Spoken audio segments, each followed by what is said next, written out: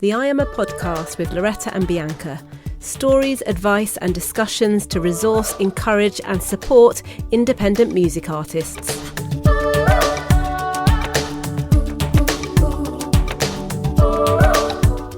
Some independent artists see having a manager as a badge of honour. But when do you really need a manager? How do you find a good one? And what do they actually do? Our co-founder Loretta runs Safe Music Management and manages fellow co-founder Bianca Rose. So on today's podcast, we share our experience and advice on management.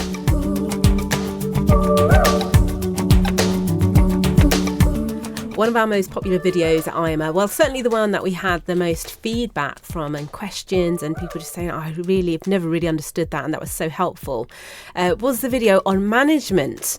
It's obviously something that a lot of artists have a lot of questions about, and we've learned a lot about it, both of us, the hard way. It's a fun ride, so we thought we'd talk about that today. I mean, and it makes sense to talk about it as well because you're a manager, you've been on that journey for quite a while, but now you're like really busy with it and you manage me, yay, and some other artists too, awesome artists. So it'd just be great to get your nuggets and your insights. My nuggets, and I'm sure, well, I know you've got loads as well, Bea, that you've learnt as well through management. Few stories, you know. I think like everything for the independent artist, everything's a bumpy ride. None of it's a straightforward ride. It's all a journey, and that's the beautiful thing about it. But we often learn things the hard way. In terms of how I got into management, maybe I'll talk a little bit about that. So my background is as an artist, as an independent artist. Worked for many years as a session singer. I've been a dancer. I've been in bands, a girl band, really cheesy poppy girl band. I've been in a band with my twin sister. I've done all sorts of performance. Then I decided I was going to try and get a real job, try and get away from music. But of course, you can never give up music. It doesn't let go of you. So I went back to university to do a degree in professional and creative writing with media arts, with the idea of going into TV. And I just had to do a taster course in radio as part of it. Had no interest. Did this taster course and absolutely fell in love with radio. Changed my whole degree to specialise in radio and ended up actually getting a first in that degree in the end. And I'm basically, not surprised, by the way. Well, because I've got a big mouth and I love talking, don't I? And it's just talking, and really. You work so hard to do. So I went into radio. But of course, as I said, music never leaves you. So I was still doing music at the same time. Probably had that thing that we've talked about a few times at IAIMA, that am I an artist? Can I say that being an artist is my job? So you'd always put that across as if it's your hobby. And then, you know, my job, because it was what I got paid for the most, was radio, really. But in with that, always had a passion for encouraging artists. So I started a radio show called Unsigned, which was for independent artists, to showcase independent artists, again, because on the gigging scene myself, I met so many amazingly talented artists that just because they weren't signed, weren't necessarily getting any radio play. Now today we've got brilliant things like BBC Introducing, which literally help those artists for the same reason. So in my corner at the radio station that I worked at, I decided to start up this show especially for that, and I absolutely loved it. And I'm still doing it now. I've been doing it for 9-10 years maybe. Wow. Gosh. Gosh. So a long time. And each week now I meet amazingly talented independent artists who come through the door. And when you interview someone, you learn a lot about them as an artist. I'll often get people who have sent me music, and if I think it's good, then I invite them on, and often they'll come on to do a live performance as well. And in the course of interviewing, I would often say to artists, great, you've got this amazing EP you've worked really hard on, so what are you going to do next? And I was so surprised at how many people say, I don't know, really, I haven't really thought about that. Because as an artist, they put so much into writing their music, recording it, getting it out there, like, phew, there it is. Oh, it's such hard work. So much hard work. You just don't realise and it's I understand just that. begun. And you could see that they felt like, I'm finished, I've put it out there. But to me, I was like, what a waste to have this amazing music, but you have no plan to get it out there far and wide, to service it, to make the most of it. And that's not necessarily wrong if you've done a project just for you and your measure of success is, I just want to know that this is out there. It's been more about the journey for myself. But if somebody wants their music to reach as many people as possible, which most artists do, then you need to have a plan. So often I would give advice if I was asked. You can't just kind of say, by the way, you should do this. But I genuinely enjoy giving advice. I genuinely love helping people to map out a path to reach their dreams. And we never find this easy for ourselves, but for other people, I just find it so easy, especially when I meet someone who's so talented. I'm like, you could do this and you could do this. And I also love connecting people. I've been doing music since I left school, before I left school. And I hadn't realised how much knowledge I'd accumulated over the years, but also how well connected I'd become. And I love saying, I know this guy, that you'd be great to work with this producer, or why don't you, I know a photographer, they'd be great for you. And I just naturally became known for being someone who would do that. And it came over the years that a few people would say, you should do management. And I'd always say, no, I'm not a manager, I'm a creative. I don't really enjoy admin, and no, I couldn't do that. And I think I felt unqualified because I had done no degree in management. Now, of course, you can get degrees now, but very recent years, you can even get a qualification in that sort of thing. And then a series of events happened when I got asked by a few artists to manage them. And again, initially I said no. And then a friend challenged me and said, why don't you want to do it? And I said, I really enjoy mentoring people and giving advice, so I'm happy to do that. And they pointed out, isn't that what a good manager should be anyway? A mentor and somebody who helps you to get through your plans. Yeah. And I suddenly thought, if I think of it that way, I can do it. So I decided to start it. And I was looking for a new challenge anyway. And I realised that actually under that umbrella of management was all of my skills brought together and all of the things that I enjoyed. So I tentatively started with one artist, then two, and pretty much felt overwhelmed at the time because I was still working almost full-time in radio.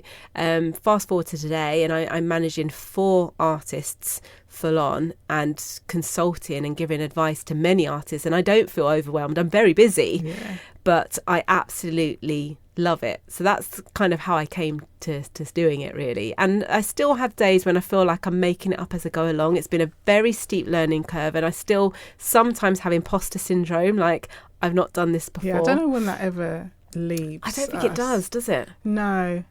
And maybe that's good. Maybe it just keeps us, working hard and always wanting to learn, as long as we don't let it take over.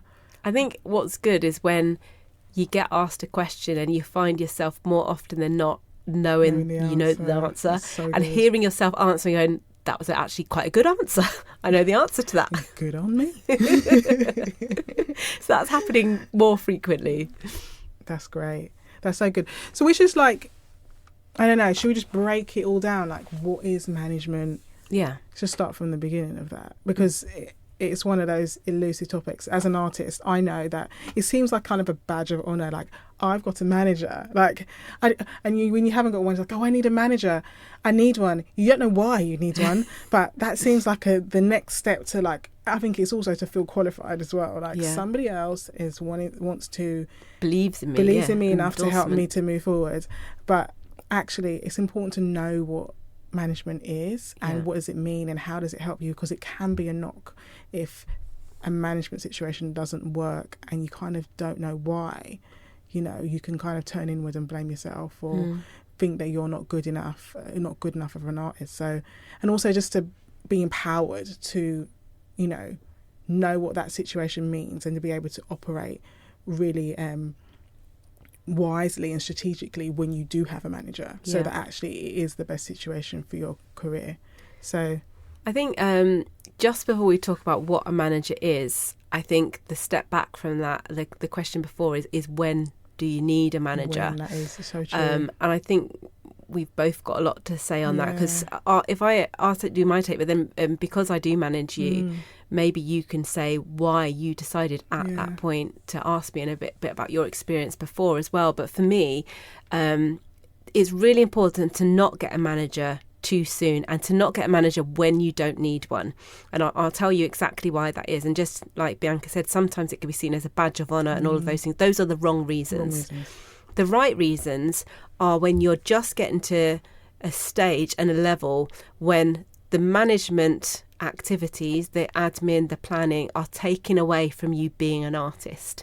You're becoming overwhelmed with the admin side and practical side, and you're not having any room to be creative or to actually get on with actually being an artist. That's a good indication that you need a manager.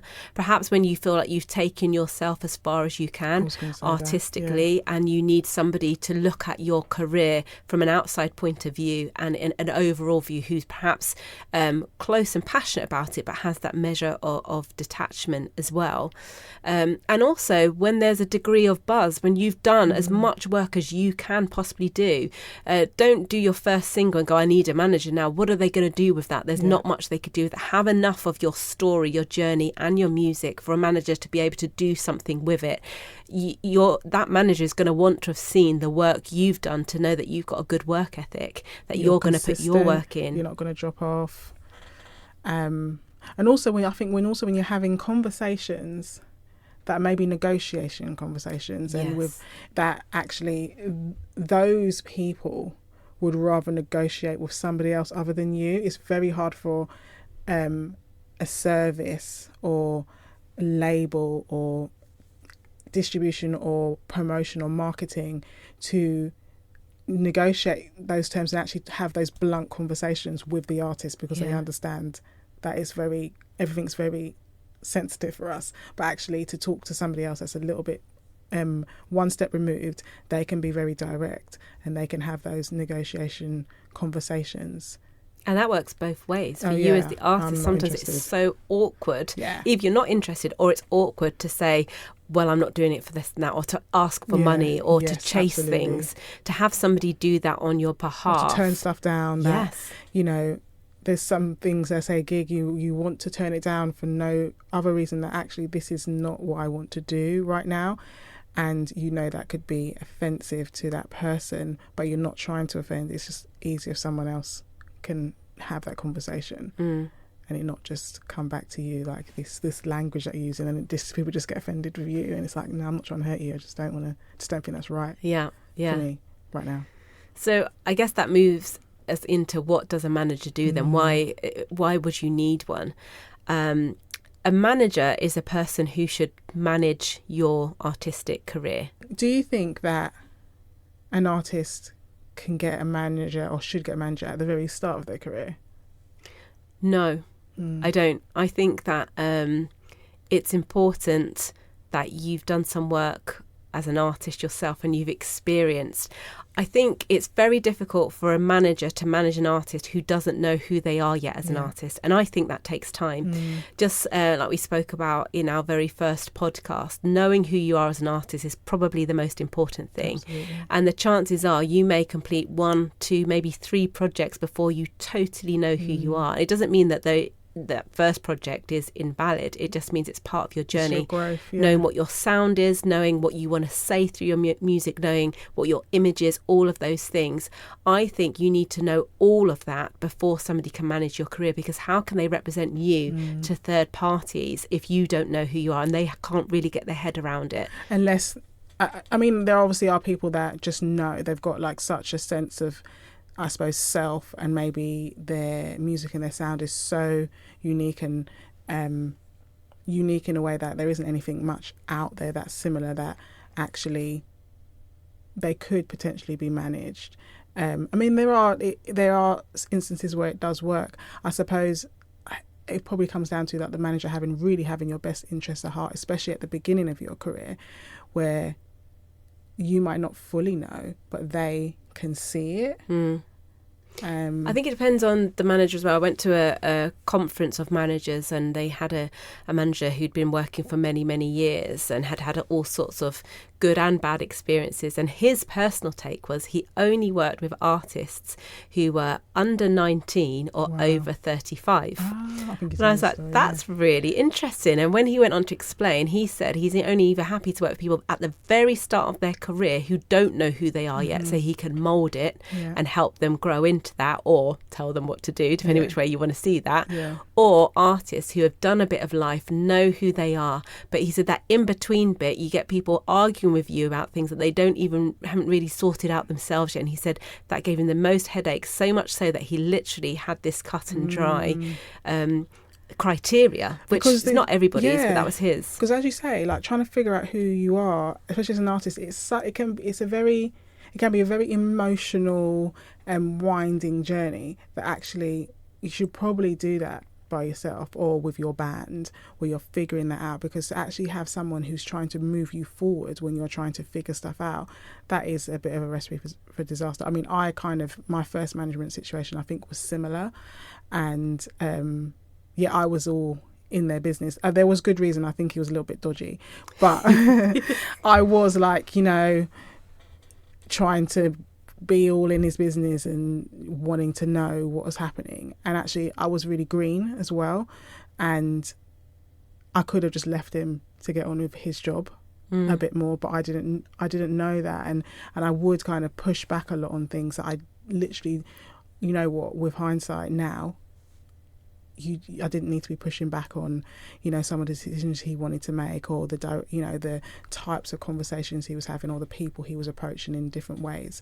As a caveat that he was a little bit dodgy, but I absolutely agree. I think that part where you're figuring yourself out, it's not the best time to have a manager. I don't know what age that is. It's not an age thing. No, I don't think it's an age thing. I think it's an experience thing. And when you know that, I think what you spoke about there leads into something which we will talk about a bit more in just a moment. But to me, the key ingredient with a management situation is trust. Absolutely. And if you trusted him, you'd have been probably okay Absolutely. to not be asking him.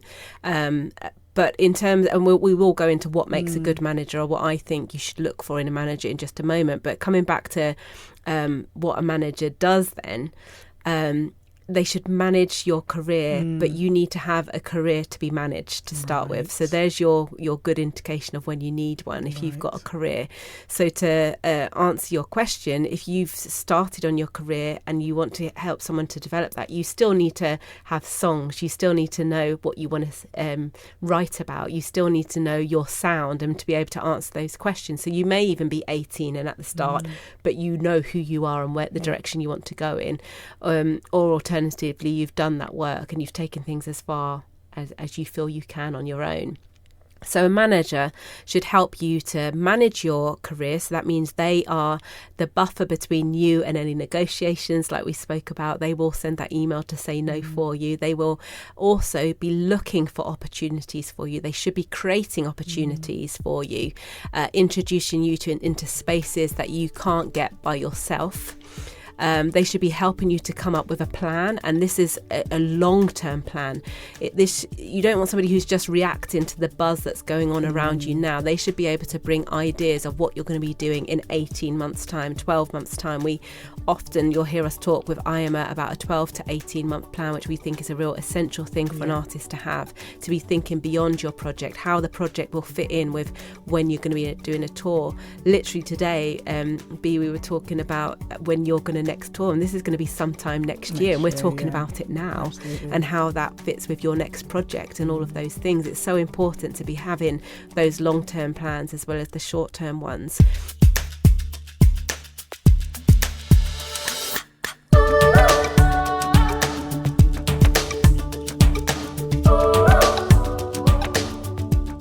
Just a quick reminder that we have a growing library of really useful videos on our YouTube page, including interviews with artists and music industry insiders sharing their experience and expertise. Search IAIMA on YouTube or visit our website www.iaima.co.uk.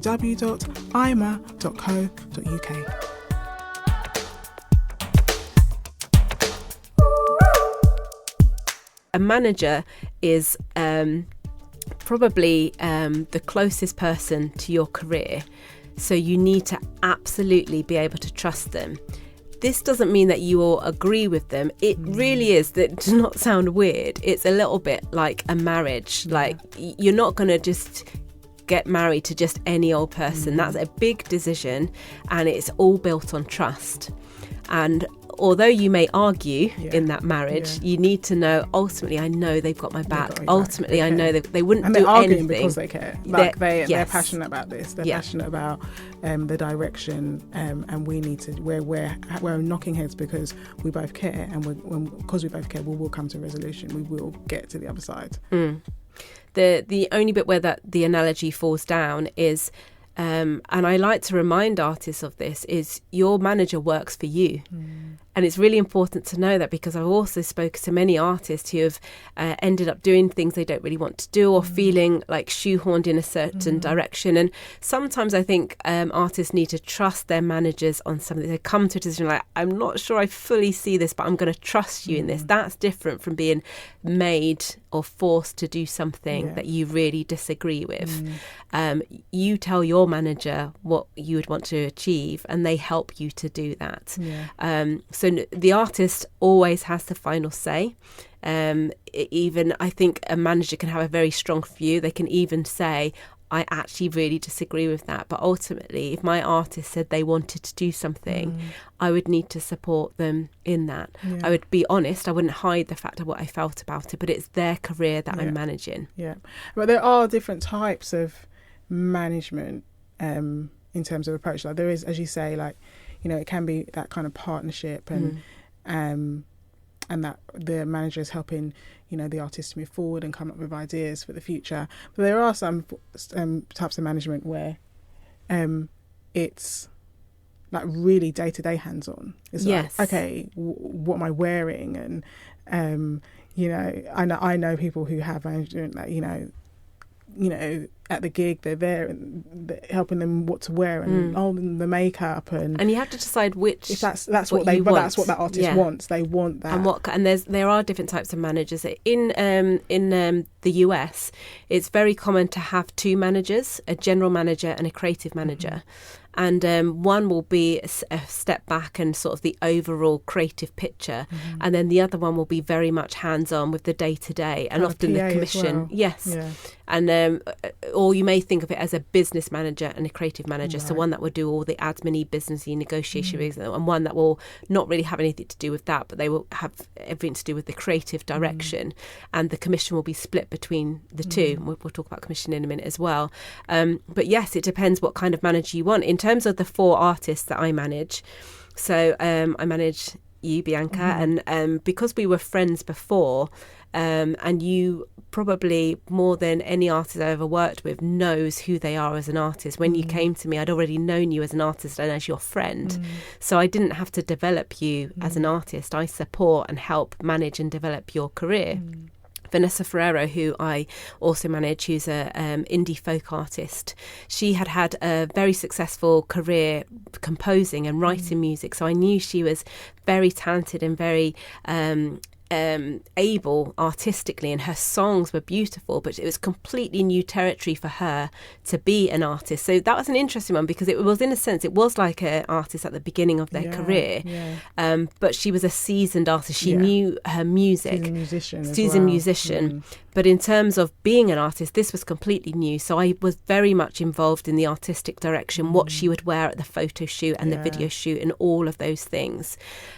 Joshua Luke Smith, who I manage, had already run his own label. He's helped develop other artists' careers.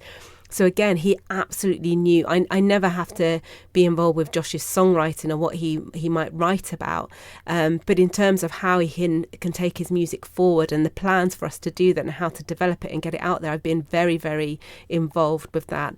And then Governor B is that management setup. And it might be interesting to talk about that a little bit now, is a co-management setup, because he's an artist who had done so well and taken himself so far as an independent artist, hugely successful, making a comfortable living out of that. So when he came to me and asked me if I would work with him on his album project, I was kind of like, are you sure you need a manager? You're doing great. And it was really interesting for me. It was very humbling for him to ask me to do that, and what he saw in me as a manager that he needed as an already successful independent artist. And in his own words, he said he wanted somebody that he could throw his ideas around a sounding board for his ideas. He was very aware that he'd got to where he had got, and he's got a team around him. There's a team of us.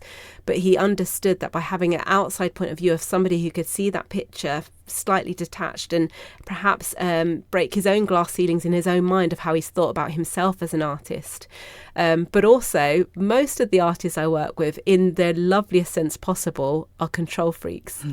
And in that sense, it's that they know who they are. It's in the most positive way you can be a control freak, in that it makes my job easier, because I don't feel the weight of needing to come up with everything. They know who they are. And when they know who they are, I'm like, they say, here I am. I go, great, I know what to do with that. And my skills are, I so get it. It's so clear. That would work. That tour would work. That person would work. When an artist doesn't know who they are, I don't know what to do with you. So how's your audience or your public or a publishers or a tour manager going to know what to do with you if you don't and if I don't? When I get my artist, I find it so easy to come up with plans with them because I know where they would fit. I know what venue would work for them. So that's really helped, that all the artists I work with absolutely have done their work on themselves as an artist. And then for me, I merely come alongside them and facilitate their ideas. And it's interesting with each one where I haven't muscled in on that. They've trusted me with more and more control and with more and more direction for them as that relationship of trust has grown and developed. And that's been a really interesting journey, an unexpected one, but a great one. And that's when it's truly become a partnership. Yeah. That's so good. That's so good. I mean, as you say, it boils down to knowing who you are and actually knowing how you want to work. How do you want somebody that is a part of the nitty-gritties of your day-to-day music career? Do you want somebody to help you to choose your wardrobe and to help you to choose which songs to play at a gig and just literally to give you advice on everything? Or do you want to be able to make those decisions yourselves and you're like, okay, I'm good with the music, I'm good with this, but I would love you just to help me strategically and admin wise. I think, as you say, knowing who you are is important, and that takes time. And you could get someone a little bit too early, a manager a little bit too early, and then you are knocking heads because you don't know what you wanted out of that manager. So just feel kind of released to take that time. It isn't a badge of honour, and it doesn't really matter if you've got a manager or not right now. It really matters that you know who you are and where you want to go. Absolutely. And I think the honesty, I couldn't say any clearer about how much that teamwork and that relationship of trust, and that's on both sides. Absolutely. It is such a key. Have you had experiences? I think you have. I mean, I already know, like, where as a manager not being able to trust an artist or having trust issues, how did that affect you, and how's that affected the way you work?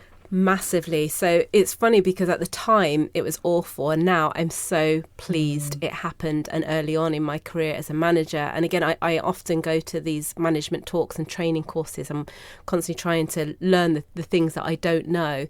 And I remember going to one, and a guy who was on this panel, when a young manager asked him, what's the biggest advice that you would give to me? He said, just to let you know, an artist will betray you or let you down. This guy's like, what you talk about? I trust this artist. I absolutely know they're not. I've given this person stayed at my house. I've done all this. And it's funny, 6 months later he bumped into me and he went, what you said was right. And that's not for you to be scared and go into it. And it's a little bit like relationships, isn't it? When you go into, if you went into every relationship, this could go wrong, so therefore I'm never going to have a relationship. But somebody could let you down. You have to, that can happen. And it's such an amazing learning curve when that happens. So the very first artist that I worked with was an artist who was incredibly talented, and I really believed in their talent. And I have to say, now looking at it, there was something that wasn't quite right. And I couldn't put my finger on it. I didn't know what it was, because on paper, this was probably going to be the artist that was going to make me most successful as a manager, because I was absolutely sure that this artist was going to have success. All the things were there. There was the interest there and all of that. Needless to say, very quickly, well, actually, it'd gone past, we did have a trial period, and we'll talk about the importance of that. I always think that's really important. But it had gone past the trial period, and then we were just going to be starting to get a contract. And it was put off and put off and put off. And I put an incredible amount of work in. There was a real buzz there. We had I put my own money in. A lot more money than I could really afford. This is how much I believed in this project. And all the right noises were being made. We had major labels, which is what this artist wanted, involved as well. And then, very suddenly, I began to feel like something wasn't right. And then I discovered that behind my back, this artist had been basically having meetings about getting a different manager. Not only that, this other manager had promised all sorts of other things that would happen if they would jump ship. And I was very promptly dropped. Which was, it felt like being dumped at the time. It literally, I'd put so much work in, and needless to say, the true colours came out. Then I never did get the money back that I'd invested in. And it was painful at the time, and probably the biggest thing that was hurt was my pride.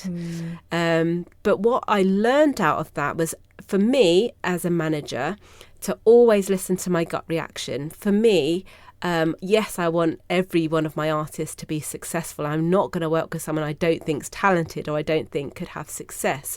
But for me, I need to have a heart connection with every artist. I need to know that I get their music and that I so believe in who they are and where they want to get to. And I didn't have that with this artist. They were incredibly talented. I really believed in their talent. But in terms of that heart connection of being on the same page and understanding their vision and what they want to achieve, that wasn't there. I had to admit, and I could only fully admit that after it had gone wrong. Right, the trust not being there, the communication and the transparency should have all been indicators as well. But the fact that that happened in my first year of management, I call it a blessing now, because I have all those checklists I have for when I say yes to an artist. And like I say, I've got 4 artists now who I absolutely feel the same way about. All 4 artists incredibly different from one another, but all of them, I get their passion, I get their vision, and I feel like it's my own vision with all of them. So that was really important to learn, being let down on that, to know why you want to work with someone. And that answer, it is always about success, but again, success isn't always about money and numbers and big deals. For more great content from IAIMA, find us on social media at We Are IAIMA. Check out our Spotify playlist for new music from independent artists. Search We Love Independent Music. And don't forget to sign up to our mailing list, where you'll receive a free 10-day guide especially designed to inspire and equip independent music artists with some really useful, practical and inspirational resources. Sign up at www.iaima.co.uk.